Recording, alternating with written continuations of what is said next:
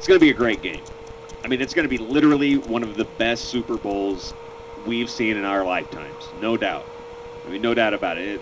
Two evenly matched teams, largely evenly matched. There's a few, there's a few matchups to look at. And like I said before, the one I'm really going to be looking at is how is that Pittsburgh offensive line going to be able to withstand the Green Bay pass rush? Because if you ask me, Ben Roethlisberger might be in for a longer day than Aaron Rodgers. A lot of people are saying, Rodgers, once they put a few hits on him, it's going to be over. Aaron Rodgers has been sacked 5 times. 5 times in, 3 playoff games so far this season. Ben Roethlisberger sacked 8 times in 2 playoff games.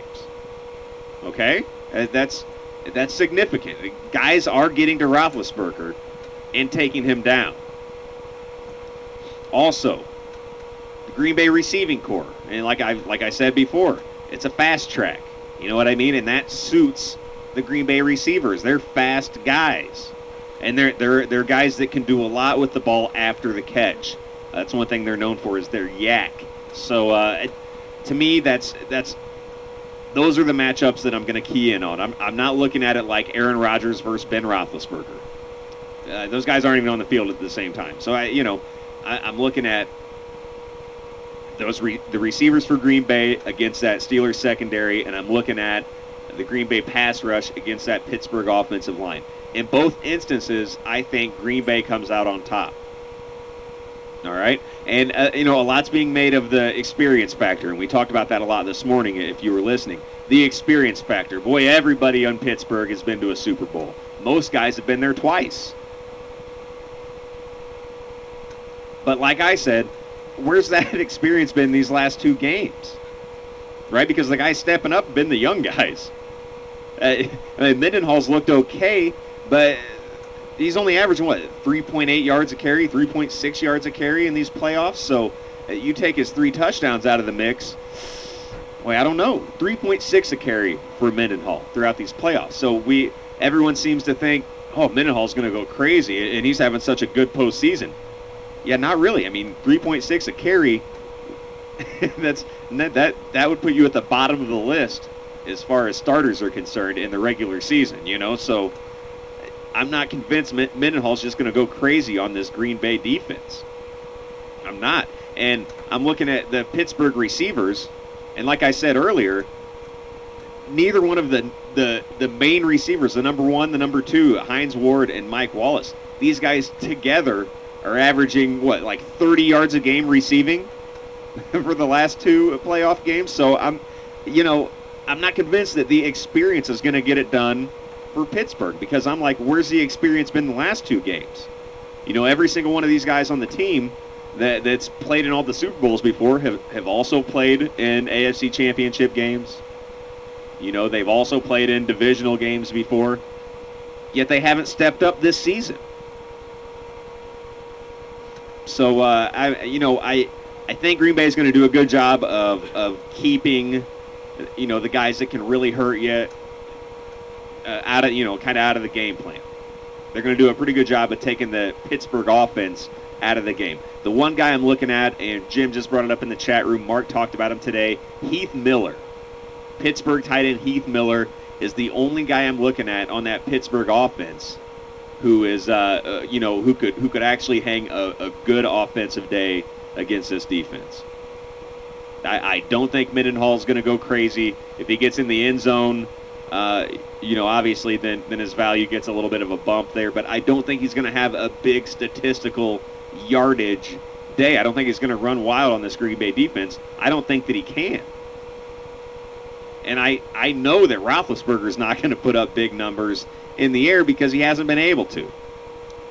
And this Green Bay pass D is good enough to cover the guys that are out there for Pittsburgh. And I'm telling you, Roethlisberger's going to get hit and hit hard and hit often.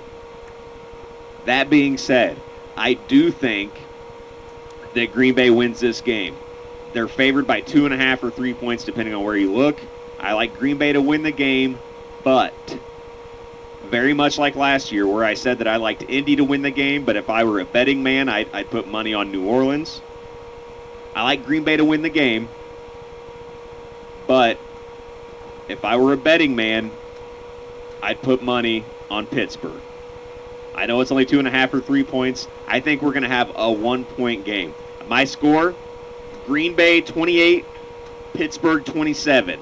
A terrific game. I mean, a terrific game, and I can't wait to see it. My MVP for the game, Clay Matthews.